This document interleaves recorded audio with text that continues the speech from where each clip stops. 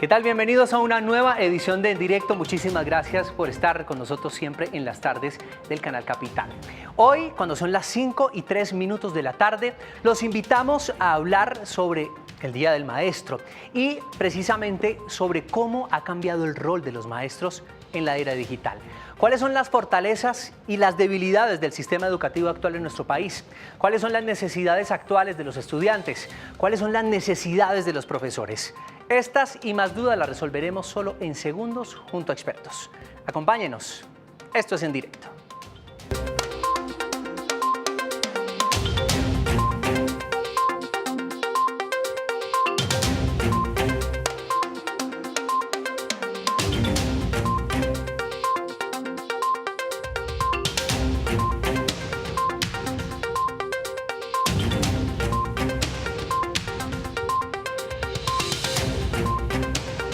Muchas gracias por estar con nosotros. A partir de este momento abrimos nuestras líneas telefónicas para escuchar sus preguntas y opiniones alrededor del tema de hoy, justo cuando se cumple el Día del Maestro. ¿Cómo ha cambiado el rol de los maestros en la era digital?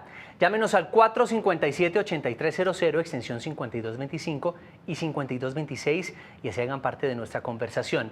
También pueden interactuar como siempre con nosotros en redes sociales. Luisa Barberi es nuestra editora digital y está lista para compartir sus comentarios, opiniones y preguntas. Luisa, muy buenas tardes. José, invitados, muy buenas tardes. Un gusto saludarlos hoy miércoles, mitad de semana, y con esta celebración tan especial, el Día del Maestro. Recuerden que voy a estar leyéndolos, todos sus comentarios e inquietudes me los pueden enviar con la etiqueta En Directo Capital. También estamos en Periscope, Facebook Live y conexioncapital.co. Los esperamos.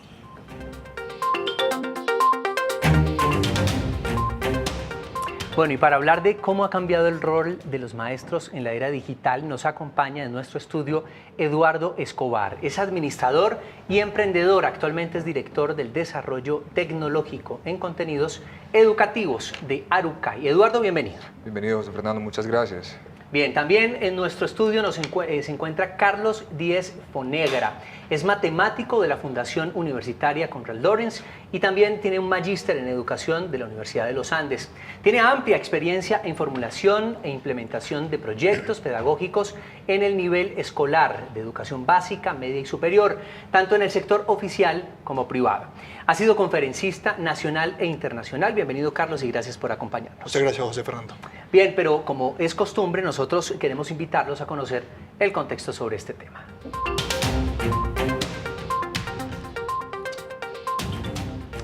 Hoy se celebra el Día del Maestro y actualmente ese gremio vive un reto muy importante al tener que educar a niños nativos digitales. En la actualidad, según un estudio de la Universidad de los Andes, en el país el 59% de los profesores son mayores de 45 años. El 28% está entre los 35 y 45 y solo el 14% tiene menos de 35 años. Estimaciones oficiales señalan que en este momento hay más de 10 millones de jóvenes y niños en etapa escolar en Colombia. Menores que cada vez están más familiarizados con la tecnología y los temas digitales, lo que ha llevado a la docencia a estar en constante transformación y adoptar cada vez más herramientas digitales.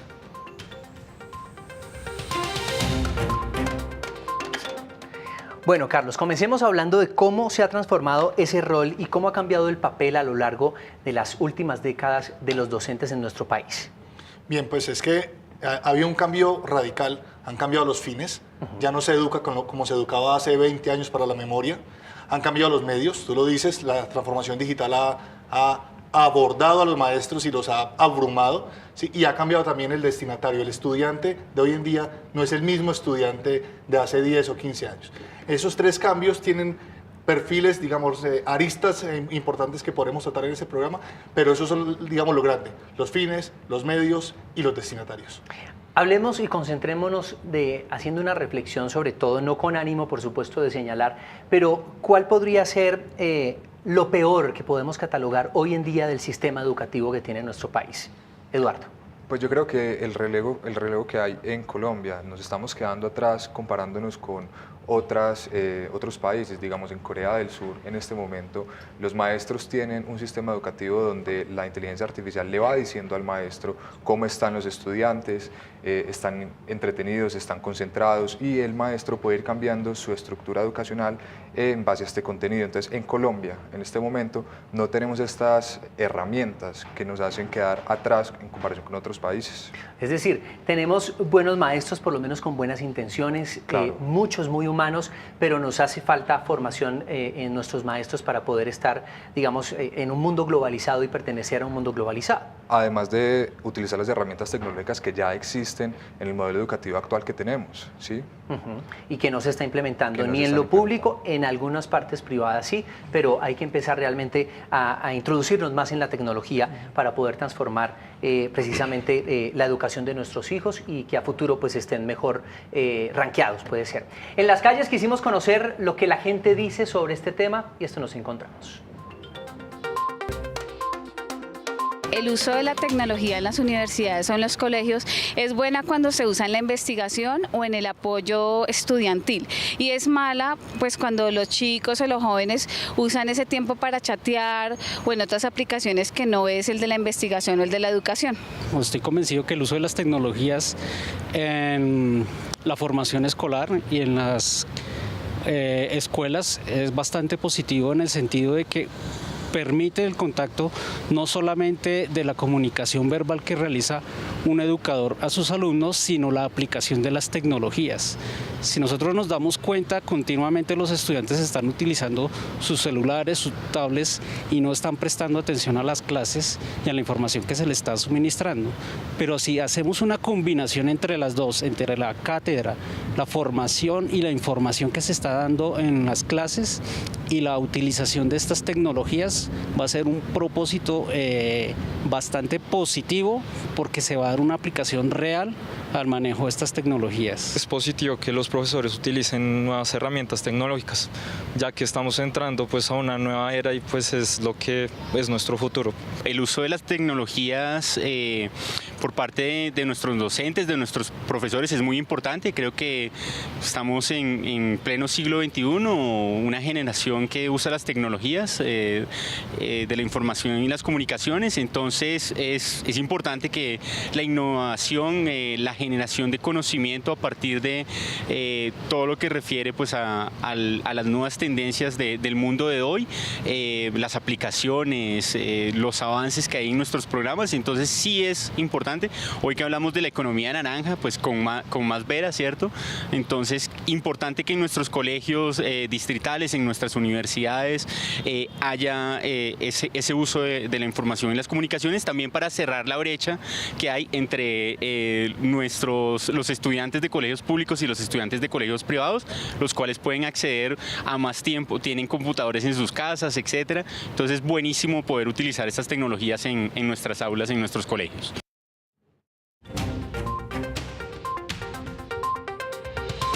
A los ciudadanos todos le apuestan realmente a un cambio, de una transformación tecnológica, pero yo sí quiero saber hoy en día qué características tienen que tener los maestros para ser buenos maestros.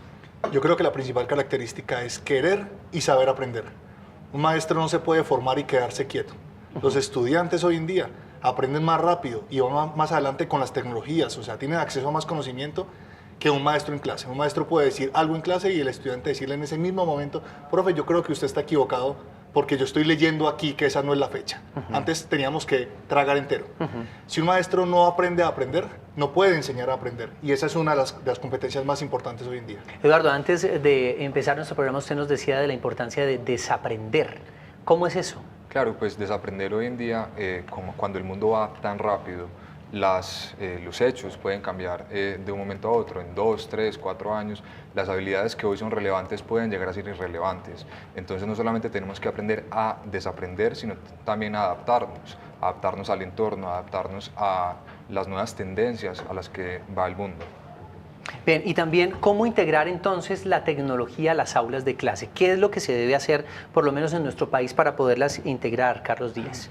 En muchos colegios y universidades incluso, es muy recurrente el hecho de que se guarde el celular o se guarde el computador mientras está en clase porque es un factor de distracción. De hecho, lo escuchábamos ahora, es que están chateando, por favor, entonces cómo jugar con la distracción que puede ocasionar la tecnología, pero también el buen uso que se le puede dar. Claro, si en vez de aislarla del aula de clase, lo que hacemos es integrarla en el proceso de aprendizaje, no vamos a pelear con la tecnología, nos vamos a ayudar de ella. Lo que dice Eduardo, no podemos empezar a pensar en que seguimos siendo maestros de tablero y de marcador. Necesitamos integrarnos, hacer aprendizaje activo, y una forma de hacer aprendizaje activo es usando la tecnología. Los estudiantes, muchos de ellos, hoy en día hay más celulares que personas en Colombia. ¿Sí? Con eso podríamos hacer maravillas en un aula de clase si no peleamos contra eso. ¿Cómo hacemos maravillas en las aulas de clase con la tecnología, Eduardo? Hay que interconectarla, entonces podemos hacer grupos de WhatsApp donde el profesor esté presente. Si están chateando, entonces pueden presentar las dudas a través de estos grupos, se puede dar una solución o el profesor puede instruir a través de estos grupos y les queda a los estudiantes un registro de cómo hacer la solución, de dónde buscar la información. Esta puede ser un buen ejemplo de la integración de grupos de WhatsApp o WhatsApp chats en la educación de los colegios. Hablemos de las necesidades actuales de los estudiantes, porque realmente hoy en día, no sé si nuestro sistema educativo se supone que la educación es para qué vamos a hacer en el futuro. Entonces, las necesidades de hoy en día de nuestros hijos, de nuestros menores, son las necesidades que van a tener cuando estén en el mercado laboral. ¿Cuáles son las necesidades que hoy tienen nuestros hijos para poder estar en un mercado laboral a futuro? La necesidad más importante, lo decía Eduardo ahorita, es flexibilidad. Antes, y tú lo decías ahorita en un video que hicimos al empezar el programa, los trabajos de hoy en día no son los trabajos de mañana. ¿Sí? No sabemos cuáles van a ser. Entonces no podemos formar sin conocer el futuro y no lo vamos a conocer. Hay estimaciones, hay predicciones, pero no lo vamos a conocer a ciencia cierta. Necesitamos formar en cosas, en competencias que sean grandes, que sean amplias. Competencias blandas. La gente tiene que aprender a relacionarse. Antes la gente trabajaba en una fábrica toda su vida y conocía el mismo círculo de personas. Ahora no. Ahora conocemos uno de nuestros hijos conoce más gente que nosotros. Y ya con eso implica relacionarse. Resiliencia. Saber que si tienen un proyecto y no salió, pues tienen que empezar otra vez de cero. Trabajo en equipo. Cosas que antes no se formaban. Eso es más importante hoy en día que formar específicamente en materias. Por ejemplo, competencias blandas. Otra cosa importante, que sepan acceder a la tecnología con inteligencia, no simplemente para chatear, que sepan programar, que sepan buscar información, que sepan acceder a bases de datos, que sepan criticar la información que reciben. Hoy en día hay mucha información, se produce en un minuto más videos que los que puede ver una persona en una vida, ¿sí? Entonces, pero hay que saber que ese video dice algo que es cierto o que no, hay que tener pensamiento crítico. Esas competencias son más importantes en la formación hoy que una materia. Venga, pensamiento crítico, ¿cómo fomentar en los jóvenes pensamiento crítico? ¿Qué tenemos que hacer? Yo creo que una de las formas, y lo hemos probado en varios colegios, es corchar a los estudiantes. Es decir, es darle información falsa y ponerlos a trabajar sobre ella. Y después hacerles ver que son ingenuos y que no pueden estar tan abiertos a lo que les dicen.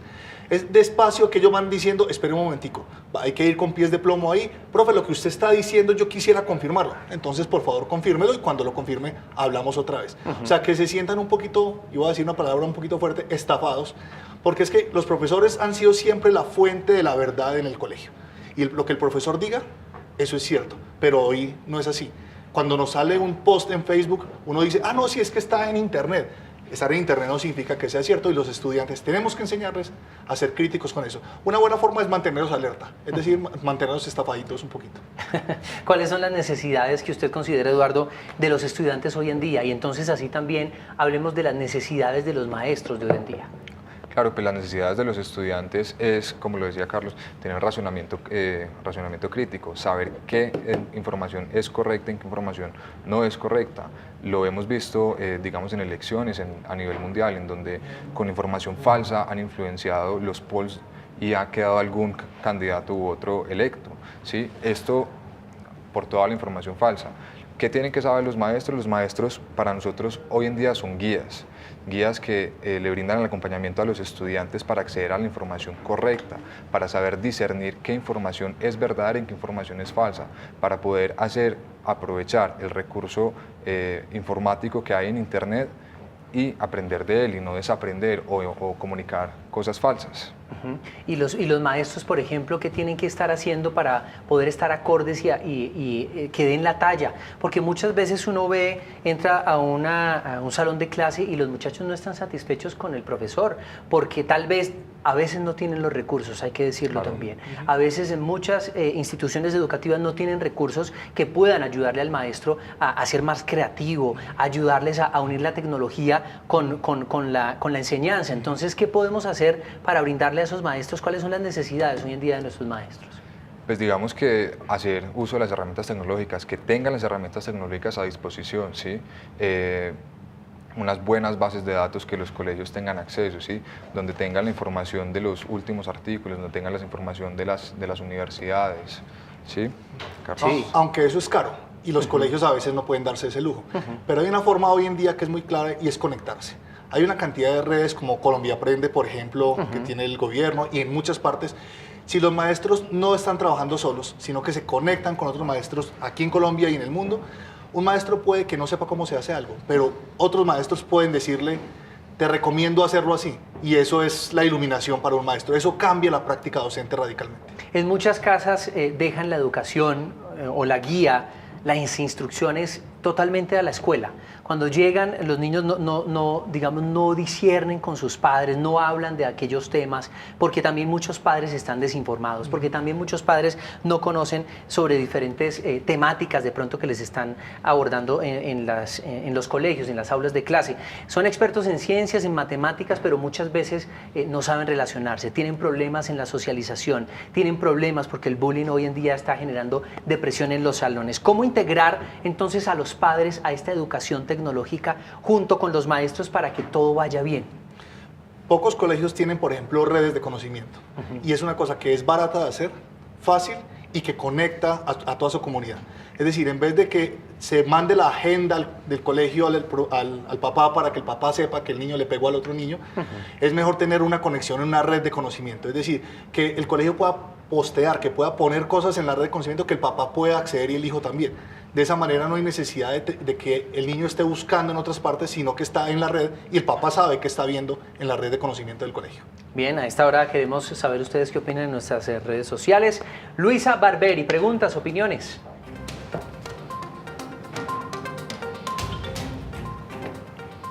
José, invitado, les cuento que hasta ahora muchas personas se conectan con nosotros a través de Facebook Live y nos envían todos sus comentarios y preguntas para nuestros expertos aquí en estudio. Empezamos. Gracias a todos los maestros por esa labor que desempeñan a diario en las aulas de los colegios y universidades en nuestra ciudad y país. Por aquí nos dicen, los profesores tienen cada día grandes retos con los estudiantes y más en la actualidad, donde la llegada de la Internet ha transformado el proceso de aprendizaje. Es importante que los profesores se capaciten sobre el uso apropiado de esas nuevas tecnologías, porque o si no, por querer hacer un bien, terminan perjudicando a los estudiantes. Y el último comentario que tenemos es de Johnny en Facebook, que nos dice, lastimosamente la dotación en los colegios es pésima, así que la tecnología no tiene cabida en estos. Y ahora, preguntas para nuestros expertos. José, Eduardo, Clara López nos dice, ¿hasta qué punto usar las herramientas digitales es una buena estrategia de enseñanza y de aprendizaje? Yo creo que las herramientas digitales todos los días van a ser muchísimo más importantes, ¿sí? En el momento en que llegue la tecnología 5G de conectividad al país vamos a ver un cambio radical, porque el contenido va a ser de entrega inmediata, entonces tú vas a poder estar descargando la célula o puedes estar descargando el corazón, entonces vas a tener un acceso al contenido muchísimo más rápido y las herramientas digitales lo que quieren es transformar y mejorar el contenido de enseñanza que vamos a dar en el país, entonces son demasiado importantes. Gracias, Carlos. Ahora, Carlos, Ernesto Saavedra nos pregunta. Carlos, no, Eduardo y Carlos. Gracias, Carlos. Ahora, Carlos. Ahora, Carlos, Ernesto Saavedra nos dice, ¿cómo afecta a los estudiantes el estar expuestos a tanta información en la Internet y qué puede hacer como padre? Bien, Buenísima pregunta. Buenísima pregunta. ¿Cómo los afecta? Fundamentalmente en la atención. Cuando hay tantos estímulos para prestar atención, la atención se debilita mucho. ¿Qué puede hacer un papá? Un papá puede ayudarle a su hijo conscientemente en la casa a leer con él y a decirle qué es lo bueno y qué es lo malo. Los adultos tenemos un poquito más de experiencia, por tanto más de criterio para decirle, mira, eso que hay aquí tiene una cantidad de texto que no te sirve para nada. En cambio, este video es súper bueno, súper concreto y podría servirte mejor. O sea, como ayudarle a seleccionar la información.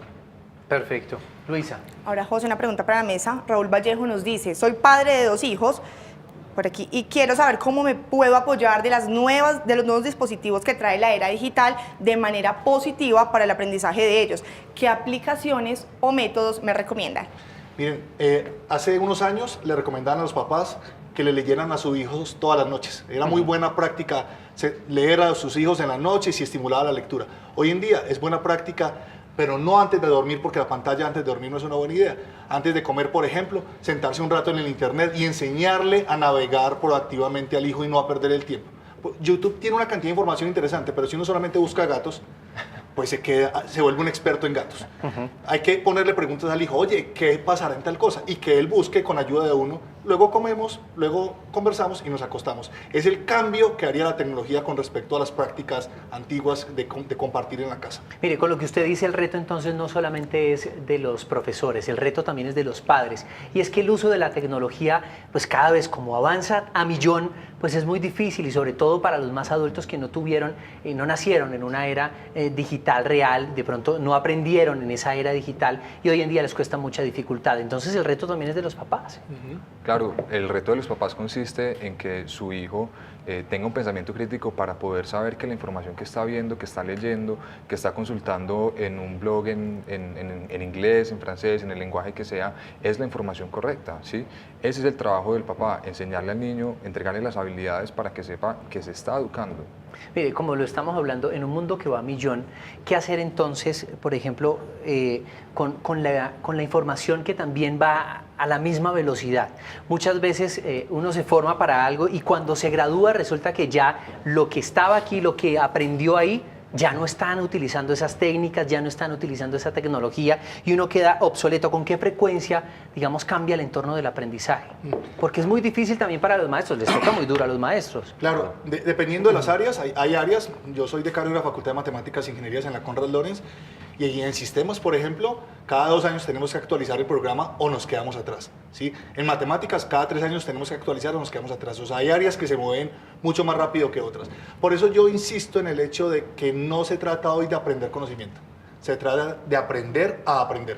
O sea, eso es lo que nos permite que nuestro hijo salga a una universidad y luego a un trabajo, le digan, ¿usted sabe de esto? No, pero se lo aprendo. Y no, ay no, entonces yo creo que no va a poder trabajar aquí. Sino, no, pero yo soy capaz de aprenderlo muy rápidamente porque en mi universidad me enseñaron a aprender constantemente. Con todo esto que estamos hablando, ¿ustedes creen que las expectativas y los sueños de los muchachos se pueden vivir en las aulas de hoy en día? ¿Pueden salir a cumplir sus sueños y alcanzar sus metas y sus logros con la enseñanza que estamos dando hoy en día en nuestro país, Eduardo? Yo creo que hay un reto muy grande, ¿sí? El reto es preparar a Colombia para la cuarta revolución industrial, y esto empieza desde enseñarle a los niños lenguajes de programación en las escuelas. ¿Por qué? Porque estas son las habilidades que en realidad van a ser importantes en unos años. Hay un estudio que dice que el 80% de los trabajos que van a existir en 2030 van a tener que ver con informática y que el 65% de esos trabajos no se han inventado hoy en día.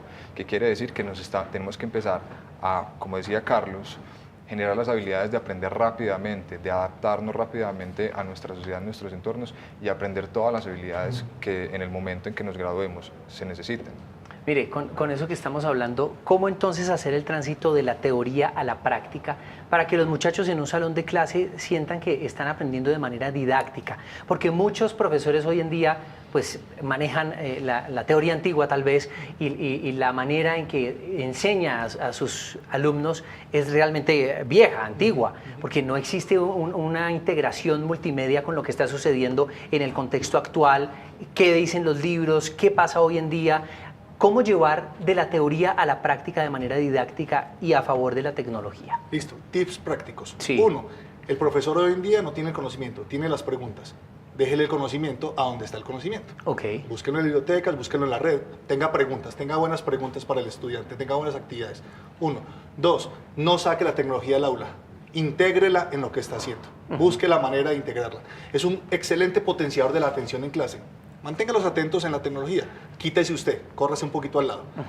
3, haga que las casas, que los hogares sepan lo que estamos diciendo todo el tiempo, sepan cómo criticar la información. Dele talleres a los padres, porque tampoco los padres sabemos cuál información es correcta y cuál no. Dele talleres para que ellos puedan criticar. Así como antes se educaba en otras cosas a los padres de familia, ahora enséñeles a criticar la información para que se la puedan enseñar a sus hijos en casa. Deje tareas, deje muchas tareas. Haga las clases más cortas, deje las tareas en el aula con la tecnología. Esos tips son prácticos para llevar lo que estamos diciendo en la teoría a la práctica. ¿Usted qué opina, Eduardo? Yo quisiera adicionar que uno también puede cambiar el modelo de educación a un modelo de educación donde sea aprendizaje por proyectos.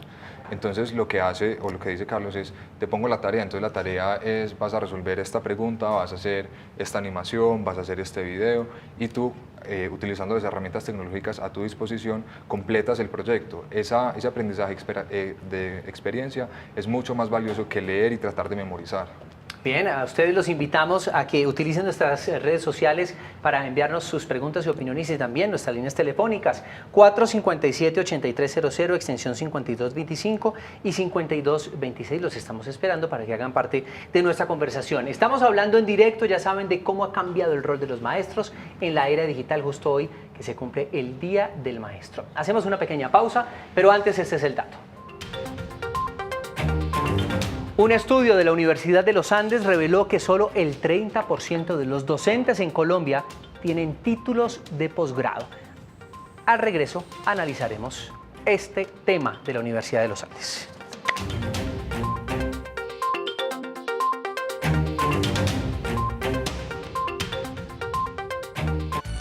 Conéctese con un programa de análisis y opinión. Donde todas las voces tienen cabida. Un programa donde se debaten los temas más importantes para Bogotá y el país. Los esperamos en Opina Bogotá, de lunes a jueves a las 8:30 de la noche. Conéctese con Opina Bogotá a través de conexioncapital.co y nuestra señal abierta. Para mí la bicicleta de madera significa una pasión, un estilo de vida, una forma de emprender diferente, de contribuir al medio ambiente y a la ciudad.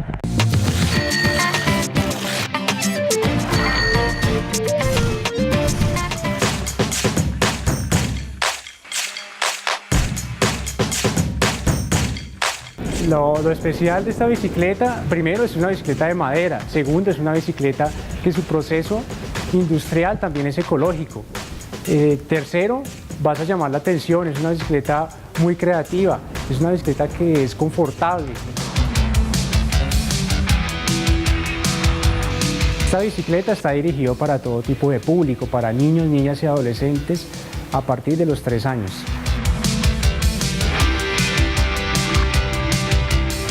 Primero porque es una bicicleta que llama la atención y segundo porque es una bicicleta ecológica, es una bicicleta que a diferencia de las demás es confortable.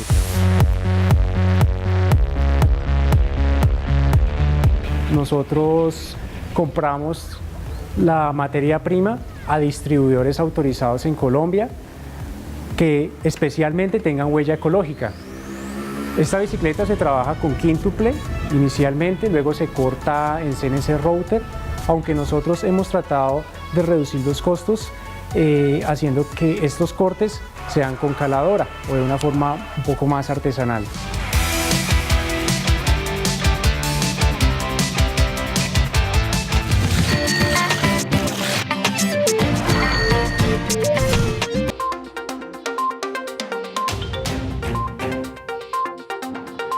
A ustedes muchas gracias por continuar con nosotros. En directo estamos hablando justo en el Día del Maestro de cómo ha cambiado el rol de los maestros en la era digital. Recuerden que pueden interactuar con nosotros a través de las redes sociales con el numeral en Directo Capital. Luisa Barberi está lista para leerlos. Y también tenemos abiertas nuestras líneas telefónicas para que ustedes se asesoren directamente con expertos. Esperamos también las llamadas, por supuesto, de todos los maestros. 457-8300, extensión 5225 y 5226. Hagan parte así de nuestra conversación. Bueno, nos fuimos a la pausa y en este segundo segmento vamos a hablar de eso que dijimos en nuestro contexto, en nuestro dato, que el 30% de los maestros, solamente el 30% de los maestros tienen acceso a posgrados. Digamos que hay una necesidad realmente de que los maestros cada vez se estén formando y se estén actualizando, ya lo hablamos ahorita, pero solamente el 30% tiene acceso. Sí, varias razones inciden en ese número. La primera es que cuesta y pues hay que decirlo. Los maestros en Colombia no les pagan bien, o sea, en general. Si el porcentaje es 30, al otro de 30 no le pagan suficiente para hacer un posgrado.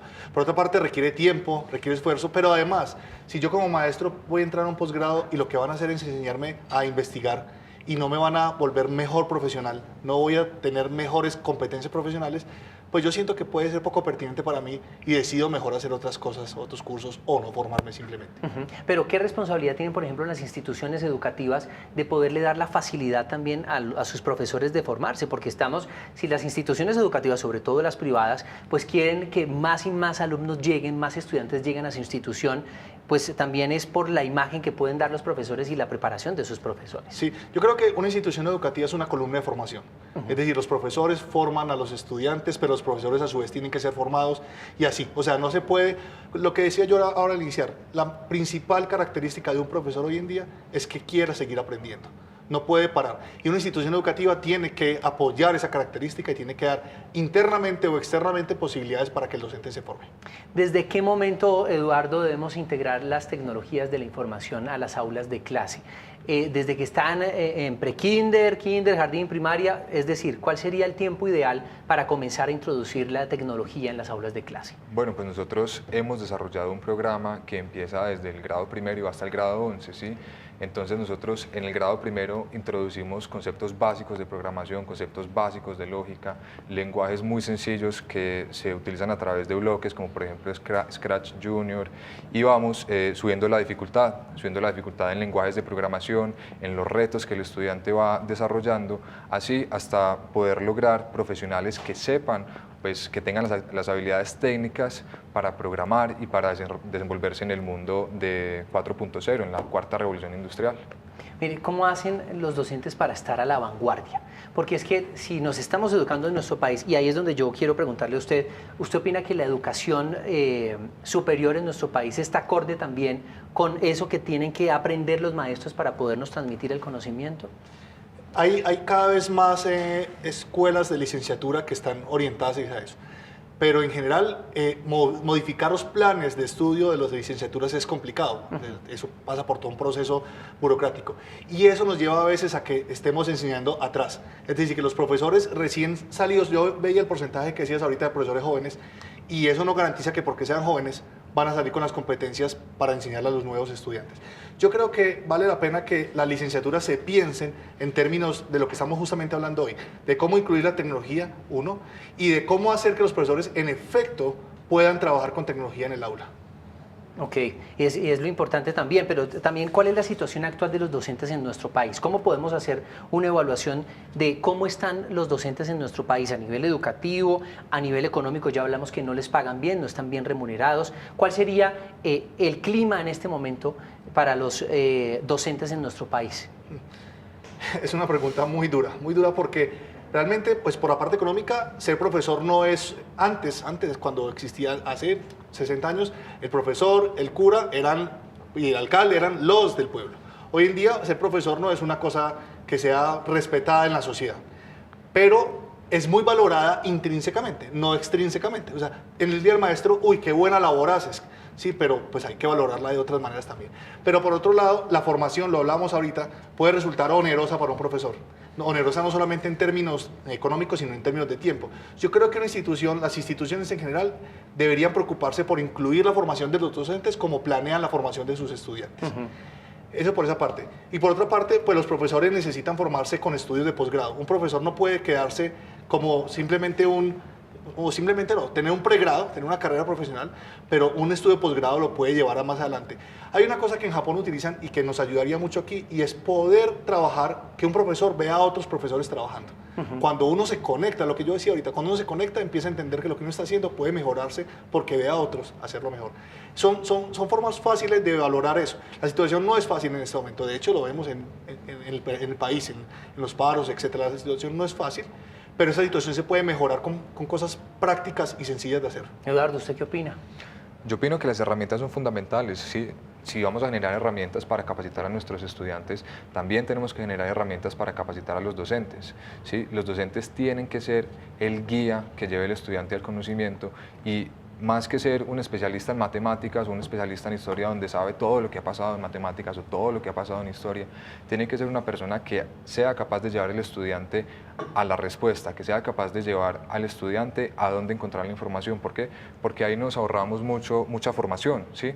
Entonces podemos hacer que un profesor imparta diferentes materias, si es un profesor que es capaz de llevar al estudiante al conocimiento. Carlos, ¿usted cree que existe una brecha, como muchos dicen, enorme entre la educación privada y la educación pública en nuestro país?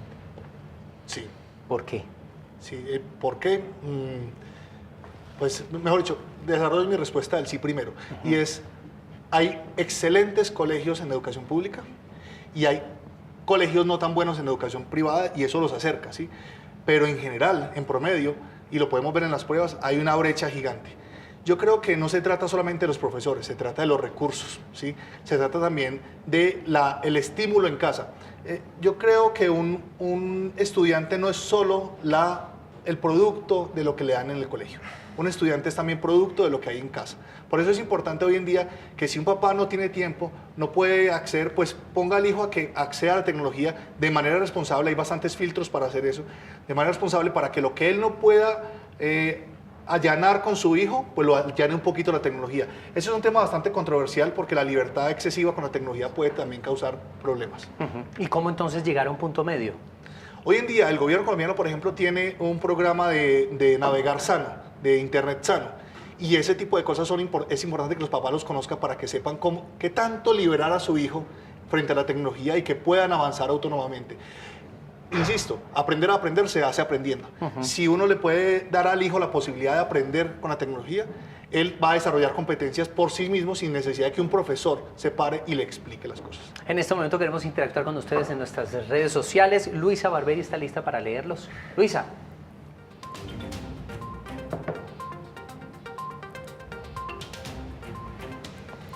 José, seguimos interactuando este importante tema en las redes sociales y tenemos varios comentarios y preguntas para nuestros invitados. Empezamos.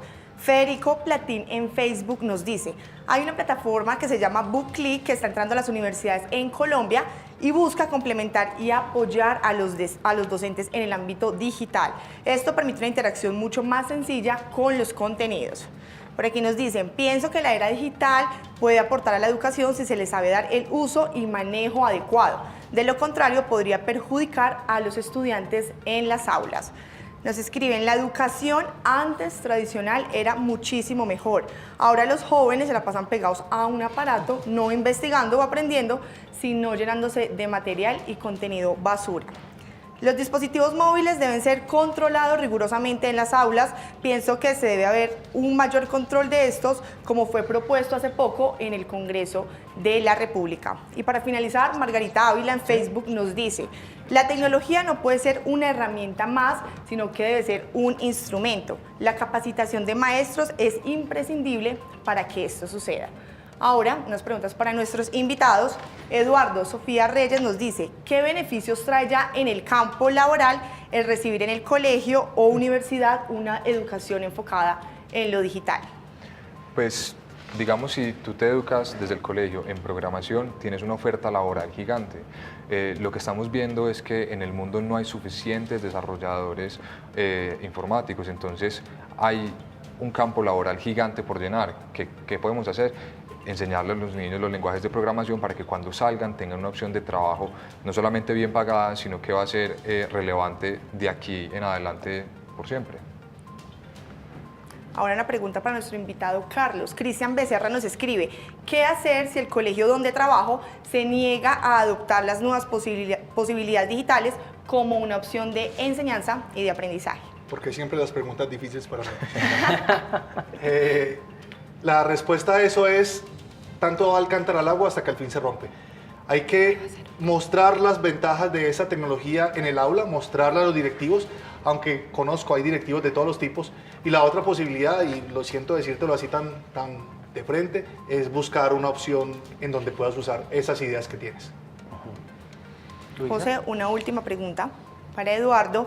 ¿Cuáles son los retos y desafíos de usar la tecnología en las aulas en los colegios públicos aquí en la capital? Pues el acceso a la tecnología, digamos que no hay suficientes computadores o accesos a la tecnología en los colegios públicos para que todos los niños tengan la educación en estos dispositivos, ¿sí? Hay salas de cómputo, hacen falta computadores, hace falta el estudio del contenido educativo que se les va a dar, ¿sí? Esos son los retos más grandes. Conexión. La conexión. Y la conexión a Internet. No, se pueden hablar sin problema. No hay problema, pero la conexión a Internet, en Colombia la conexión a Internet es muy cara. Sí. Es de los países de América Latina donde es más cara. Y esto hace que un colegio público no tenga forma de subsidiar o de subsanar ese costo. Además, pues los muchachos pues, llegan del colegio y tampoco hay buenos recursos en el hogar para tenerles un computador en donde ellos puedan interactuar o hacer tareas y aprender en el hogar. Sí, sin embargo, ahí es una cosa importante. Cada vez más el gobierno tiene sitios donde hay internet libre, bibliotecas donde se puede interactuar. Es decir, eso de salir del colegio para la casa es una mala idea. Hay que salir del colegio para la biblioteca, a otras cosas. Es más importante eso en este momento. ¿Usted quería decir algo, Eduardo? Claro, interesantemente ahí podemos decir que puede no haber computadores, pero sí hay smartphones. Todos tenemos hoy en día en el bolsillo un teléfono. Pues no todos, muchísima gente tiene en el bolsillo un Android. Pero de pronto los estudiantes en una institución pública no tienen los recursos para comprarse un smartphone. No tiene un smartphone, pero tiene un teléfono semi-inteligente que puede acceder a Internet en los sitios donde hay Internet gratis como las bibliotecas. Entonces pueden acceder al conocimiento o a las herramientas a través de estos sitios y con un acceso en su bolsillo. Carlos, ¿qué opina? Yo creo que por lo que yo he visto en los colegios públicos y he trabajado con varios de ellos, los estudiantes tienen teléfonos que les permiten acceder a Internet, muchos de ellos, muchos. De hecho, casi que un estudiante hoy en día sin chat no es un joven, digamos. Es como un deber ser. Tengo que estar conectado con mis congéneres y tengo que tener la red social. Por ejemplo, hoy en día las telefónicas dan red social gratis. Sí. Y es una buena forma de trabajar, porque no tengo internet, no importa, pero mi plan me permite acceder a red gratis. Y yo puedo enseñar por Facebook, puedo enseñar por Twitter. He tenido excelentes profesores que han hecho didácticas por Twitter, por ejemplo, cuentos. Empieza un estudiante a contar un cuento y el siguiente lo cuenta en el siguiente tweet y aprenden a escribir a partir de Twitter. Hay cosas interesantes que hacer. Yo creo que se necesita creatividad, se necesita no cerrar las puertas. Decían ahora uno de los participantes en su casa que hay que tener un rígido control de la tecnología en el aula, indudablemente. Pero control no significa una puerta cerrada, significa un cauce por donde va la línea. Yo quiero saber ustedes qué opinan. Esta semana el presidente Iván Duque habló sobre convertir a Colombia en el próximo Silicon Valley de América Latina. ¿Es realmente posible con la educación que tenemos convertir a Colombia en un centro tecnológico? Yo pienso que es una apuesta que tenemos que hacer, es una apuesta que le va a pagar a Colombia en el futuro con trabajos, con ingresos. Es una apuesta que es valiosa y que tiene la economía como centro, ¿sí? Lo que estaba hablando ahorita, creemos desarrolladores, creemos programadores, que esta va a ser las vocaciones del futuro, esto va a ser la necesidad que hay en el mundo para suplir estos pocos trabajos que hay. ¿Usted qué opina, Carlos? Es posible.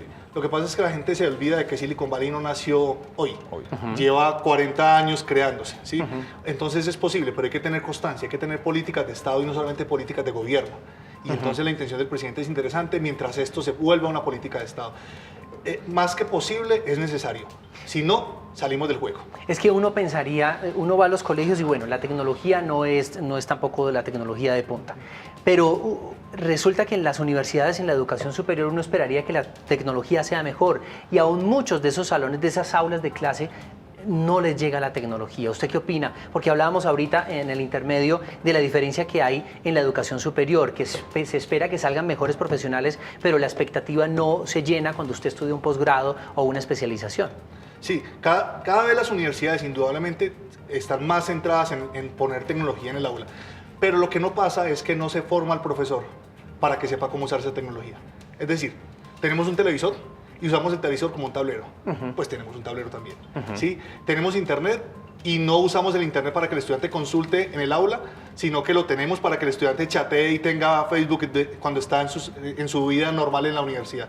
Yo creo que podemos hacer otras cosas, pero necesitamos formar a los profesores. Una maestría Hay ya maestrías que están haciendo eso, hay posgrados que están haciendo eso, y educando a los profesores en el uso proactivo de la tecnología para la enseñanza. Esa es una de las competencias más importantes de hoy en día de los profesores. Uno a veces llega a las especializaciones, a los posgrados, y llegan los profesores muchas veces a hablar de tecnología o de lo último que está ocurriendo, y lo que le presentan a uno es un PowerPoint con puras textos y gráficos y todo en narrativa, pero nada realmente multimedia. Y entonces, ¿qué pasa? Pues crea un desinterés en las personas que están viendo esa diapositiva. No hay una preparación tampoco de cómo voy a plantear yo la clase, cómo sería un planteamiento ideal hoy en día contando con las tecnologías. Lo que yo decía ahorita, el profesor no es el centro del conocimiento. Y tener el PowerPoint, es decir, lo que yo tengo en la cabeza se los pongo en el PowerPoint para que lo puedan tener para la casa. Esa no es la idea. La idea es, yo les hago unas buenas preguntas, les genero unas buenas actividades y los suelto un poquito y hagan ustedes la actividad, o sea, respondan ustedes las preguntas. Decía ahorita Eduardo, el profesor es el guía, es el que, profe, una pregunta, ¿esta página es buena? Uy, sí, esta página es increíble, además tiene conexiones con esto. Es el profesor el que tiene la experiencia o tendría la experiencia para hacer eso. Eso es lo más importante. Bueno, Carlos y Eduardo, ya para concluir, porque ya nos quedan solamente 2 minutos, quisiera que ustedes nos ayudaran a soñar un poco. ¿Cuál podría ser ese sistema educativo ideal para nuestro país, en el que todos podemos soñar y en el que nuestros hijos se van a formar para un futuro real? Podemos apalancar las herramientas educativas, digamos, hablar de tecnología no solamente es hablar de que en el colegio hay internet, sino que también el contenido educativo que hay puede ser basado en inteligencia artificial, en donde el contenido es adaptativo. Entonces sabemos que Carlos va más rápido que Andrés, entonces a Carlos le ponemos preguntas más difíciles, o a Andrés se las ponemos fáciles para que esté al nivel del grupo, ¿sí? La tecnología tiene muchas áreas que podemos apalancar en la educación en Colombia en este momento. Coincido perfectamente. Un sistema educativo adaptativo permite que las personas no solamente vayan a ritmos diferentes, sino con intereses diferentes. Y permite un desgaste mucho menor del sistema educativo, del profesor como tal, porque lo que el profesor está haciendo es guiando a los estudiantes y ellos están avanzando a su ritmo y por sus intereses. Creo que para allá va. De hecho, si uno busca sistemas educativos adaptativos, están casi todos centrados en Oriente. Sí. Y es muy importante pensar que a Occidente tiene que pasar eso. En Oriente lo tienen porque tienen una cantidad de gente impresionante y necesitan que sea el sistema el que los eduque. Aquí yo creo que podemos hacer eso también. ¿Y no podríamos pensar también de pronto en una educación personalizada y no colectiva? Claro, esto lo posibilita un sistema adaptativo. Yo me siento frente a unas preguntas que me hicieron globales, pero mi forma de abordarlas es diferente dependiendo de cómo el sistema me vaya guiando. Y el profesor diseña ese sistema. Para eso es fundamental que los profesores sepan programar, por ejemplo. Bueno, ustedes muchísimas gracias, de verdad se nos acabó el tiempo. Gracias por acompañarnos, por compartir su experiencia y conocimiento con nuestros televidentes. A ustedes también mil gracias por estar conectados en nuestras redes sociales, y ya saben, de lunes a viernes a las 5 de la tarde estamos aquí en directo para hablar de temas de interés. Si quiere que conversemos sobre un tema en particular, puede escribirme en Twitter o Instagram @josefdopatino, o al correo electrónico en directo @canalcapital.gov.co. Que tengan una feliz tarde. Chao.